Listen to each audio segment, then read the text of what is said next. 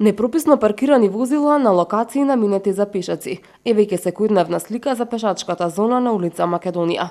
Покрај паркирани, често се забележуваат и автомобили во движење, кои представуваат сериозна закана за пешаците.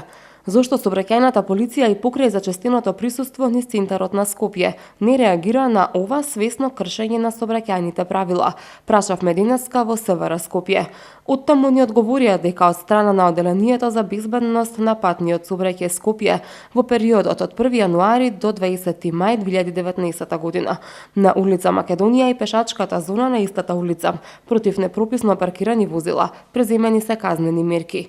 За паркирање на коловоз казнати се 27 возачи, 23 се казнати за паркирање на пешачката зона Плоштад, а со пајак се отстранети 22 возила. Покрај возилата на пешаците на улица Македонија и ке од 13 ноември, проблеми представуваат и летните тераси кои узурпираат значителен дел од слободниот простор за движење. Ингеренции за решавање на овој проблем имаат град Скопје и општина Центар, од каде што информираат дека право на движење имаат само автомобили кои имаат дозвола за снабдување на дуќаните. Велат дека постојано ги санкционираат возачите кои ги паркираат своите автомобили и дека ќе преземат построги мерки. Возилата кои имаат дозвола имаат право да паркираат на улица Македонија само во време траење од 15 минути.